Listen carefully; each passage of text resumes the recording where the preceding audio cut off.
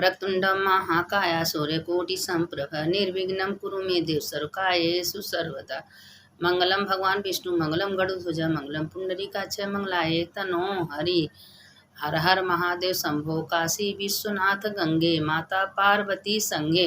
देखिए आज हम आप लोगों को बहुत सुंदर कथा एकादशी द्वादशी का दोनों भेज रहे हैं और इसको आप लोग सुनिएगा कि देखिए एक दिन कैलाश पर बैठे पार्वती जी बैठी थी और संग भोलेनाथ बैठे थे। तो भोलेनाथ पार्वती जी को सुना रहे हैं कि पार्वती एक कथा हम तुमको सुना रहे हैं। पार्वती जी से भोलेनाथ हमेशा कथा सुनाते हैं तो कह रहे हैं कि हम तुमको एक कथा सुना रहे हैं पार्वती तुम सुनो। कहाँ प्रभु सुनाइए। तो कहें कि देखिए एक गांव में दो बहन थी एकादशी द्वादशी दोनों थी। तो एकादशी तो बहुत दोनों बहन थी दोनों का मामतारी थोड़ा गरीब थे। तो एकादशी बहुत अमीर घर में भाग्य का देखी लेखा जोखा सब अपने कर्मानुसार मिलता है। अगर आप अच्छे कर्म करेंगी तो आपका भाग्य भी बहुत अच्छा होगा। आप अगर बुरा कर्म कर रही हैं तो आपका भाग्य भी बुरा ही होगा। तो एकादशी जो अच्छे कर्म की थी व्रत की थी एकादशी का और सब कथा कहानी सुनी थी उसके पुण्य से बहुत राजा महाराजा अच्छे घर में शादी हुआ। और जो द्वादशी थी उनका बहुत गरीब घर में शादी हुआ। अब ऐसे करते करते उनके पति रोज लकड़ी काटते थे काट के ले आते थे किसी तरह से उनका चलता था। एक दिन उनका पति चले गए बाहर कि जाएं बाहर थोड़ा बहुत दो पैसा कमाएंगे तो मेरा खर्चा चलेगा। तो जो एकादशी थी सोचे कि अपनी बहन के पास जाएंगे थोड़ा मेरा मदद कर देगी। तो जब बहन भी अमीर होती हैं तो कभी दूसरी बहन को नहीं पूछती हैं या भाई भी अगर अमीर रहता है तो बहन को नहीं पूछता है। अब उसके बाद वो चली गई तो कहें कि बहन थोड़ा उधारी दे दो कुछ मेरा खर्चा चले। तो सोची कि इसको देंगे तो कभी वापस तो करेंगे नहीं कैसा मजूरे हैं नौकर चाकर हैं उसी के साथ तुम भी काम करो। अब वो अपना भगवान का नाम लेती थी और जब करती थी भगवान का हे भगवान जैसी आपकी इच्छा वही मजूरन के संगे काम करती थी। जैसे 2 रोटी मजूरन को मिलता था ऐसे उसको भी दे देती थी। और वो अकेले थी उसके पति बाहर गए थे। अब उसी समय भगवान का नाम लेती थी और निराहार एकादशी का व्रत करती थी। और द्वादशी में जब द्वादशी आता था तो उसमें पारण करती थी। अब इसी तरह करते करते पार्वती जी से शंकर जी भोलेनाथ बोल रहे हैं कि देखो देखो लेखा जोखा भाग्य का क्या होता है। अपने कर्म के अनुसार लोग भाग्य बदल सकते हैं। अब देखिए द्वादशी के भाग में तो दुख ही दुख है कभी कोई सुख नहीं थी। लेकिन इतना उसका तपस्या था भगवान का दिन रात 24 घंटा उसकी मजूरी मेहनत करती थी। लेकिन भगवान का शब्द उसके नाम से निकलता कभी किसी का बात नहीं बुराई नहीं। बहन इसका ताड़ना देती थी बहन का भी बातें उसको बुरा नहीं लगता था। करते करते एक दिन बहन दूसरी द्वादशी बहुत बीमार पड़ गई। तो अपने बहन से बोली कि बहन मेरा तबीयत ठीक नहीं है थोड़ा सा दवा दर्पण करा दे। कहे तुम अपने घर जाओ जब तुम ठीक हो जाना तो मेरे घर आना। अब उस अपने घर गई उसके घर में कुछ नहीं सूखा सूखा थोड़ा सा और दे दी और दे के कह दी तुम जाओ अपने घर और जाके रहो। ये नहीं सोची कि तबीयत खराब है कुछ राशन पानी दे दे कुछ भी नहीं दी। बेचारी अपने घर आई रोते रोते सो गई। खटिया मचिया भी नहीं था झिंगलैया खटा पुराना था। अब उसी में रात के भगवान को याद करती थी हे भगवान कौन जन्म का हम पाप किए हैं क्या किए हैं क्यों इतना भोग रहे हैं मेरे कष्ट है हमके 2 रोटी का 2 मेला का भोजन भी नहीं मिलता मेरा जीवन तो व्यर्थ है। अब कह के रो के अपना रात भर गुजारी। अब भगवान से उसका रोना बर्दाश्त नहीं हुआ। भगवान एक महात्मा भोलेनाथ पार्वती जी कहीं कि भोलेनाथ आपका नाम तो लेती है ना दिन रात आपके नाम से उठती बैठती कुछ तो मदद करिए। भोलेनाथ कहें कि 7 जन्म में इसके भाग्य में कुछ है ही नहीं तो हम कैसे मदद करें। तो कहे नहीं भोलेनाथ कुछ न कुछ तो आपको करना पड़ेगा। देखिए पार्वती ही भोलेनाथ को प्रेरणा देती हैं। अब भोलेनाथ अपना साधु रूप में आए कहें बेटा कुछ हो तो हमको भोजन करा दो। अब कही प्रभु बाबा जी मेरे घर में तो कुछ नहीं कहे तुम जो खाओ वही हमको दे देना। कहे मेरे घर में कुछ नहीं मेरी बहन ये अवला सूखा दे उबालेंगे ही खाए के पानी पी के सो। ठीक वही हमको भी कहे बाबा हो सकता है आपका पेट खराब हो जाए। कहे नहीं बेटा नहीं होगा वो अपना क्या ही वही आला उबाली दो अपने खाई बाबा जी को एक पत्तल में परोस के दी बाबा जी खा ली। बाबा जी का पेट खराब हो गया। अब कहें बाबा जी की बेटा हम कहाँ जाए निपटने। कहे कि इसी जगह कर लीजिए हम सवेरे साफ कर देंगे।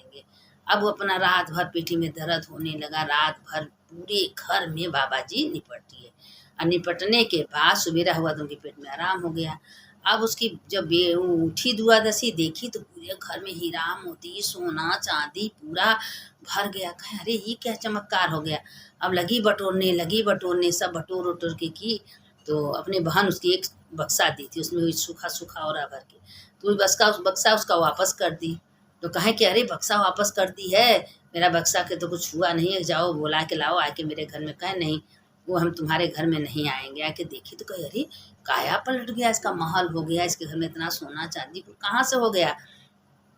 तो अब लगी बताने कि हम जिंदगी भर भगवान का नाम लेते थे, द्वादशी में पारण करते थे, हमेशा व्रत करते थे, इसीलिए भोलेनाथ हमारे ऊपर भगवान महात्मा बन के आए थे ऐसे ऐसे कि अब उसके पेट में तो कलछुल पड़ गया। वो लालची एकदम लालची थी, किसी को कुछ देना लेना चाहती नहीं थी, न कभी दान पुण्य की थी, इतना लालच की थी। तो कहें बाबा जी तुम्हारे घर आए तो हमारे घर भेज देना। कहें ठीक है।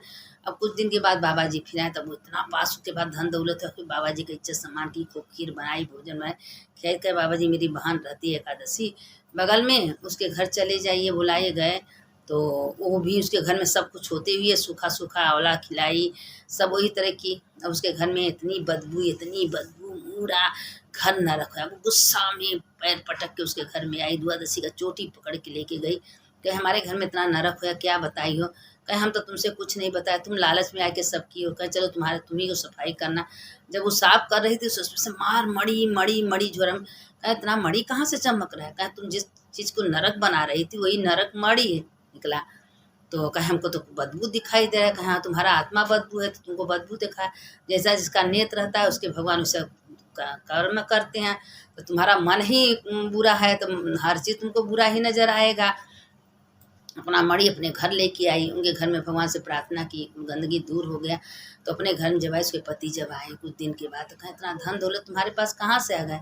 कहें सब भगवान की कृपा से। कहें तुम्हारे सत्य इतना तेज है कि भगवान तुम्हारे पर कृपा है। कहें तुम्हारे 7 जन्म तक तो कोई धन दौलत भाग्य नहीं था। तो कहें कि अपने कर्म से आदमी अपना भाग्य बदल सकता है। अगर कर्म अच्छा है तो भगवान को भाग्य ही बदलना पड़ता है। और उनका इतना कर्म था कि द्वादशी का कि अपने कर्म से अपना भाग्य बदल दी।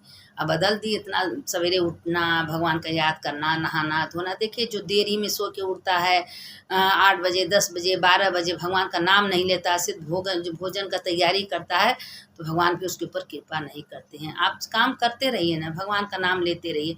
ये सोचिए कि जो कुछ भगवान दिए हैं उन्हीं का है, उन्हीं की निधि उठिए, उन्हीं की निधि बैठिए, उन्हीं की निधि खाइए कि हे भगवान सब कुछ आपका है। आपकी कृपा से आज सवेरा हुआ, आपकी कृपा से हम चल पाए, आपकी कृपा से हम नहाए धोए, आपकी कृपा से हम आपका नाम ले सके, आपकी कृपा से हम व्रत किए।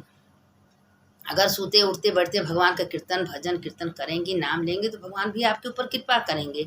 भगवान कहते हैं कि मेरे देखिए भगवान भी नहीं याद करते हैं तो पार्वती माँ भगवान को ज़बरदस्ती प्रेरणा देती हैं कि पार्वती तुम जा, शंकर जी भोलेनाथ तुम जाओ इनके ऊपर दया करो। वो खुद दया कराते हैं। तो इसीलिए एक दिन क्या हुआ कि विष्णु में शंकर जी में आपस में बात हो रही थी। तो विष्णु भगवान कहें कि पृथ्वी पर चल के देखिए भोलेनाथ कि कैसे कैसे लोग रहते हैं। अब वो अपना क्या हुआ कि भोलेनाथ ने कहें ठीक है। विष्णु भगवान खूब सुंदरी का रूप बना के और रास्ते में कटोरा लेके बैठ गए। भई हम बहुत गरीब है, दुखिया रे, हमको कोई भोजन दे दो। अब जितने लोग आवे तो कहें तुम इतनी सुंदर हो के भीख मांग रहे हो तो मेरे घर चलो। अब राजा एक उधर से राजा आ रहे थे। राजा कहें कि हम तुमसे ब्याह करेंगे। तो कहें कि तुम हमसे ब्याह करना चाहते हो तो वचन बंद करो कि जो जो हम कहेंगे वही तुम करोगे। लेकिन ओकरी सुंदरता पर राजा इतना मोहित हो गए कि वो वचन बंद हो गए। कहें ठीक है जो तुम कहोगे वही हम करेंगे।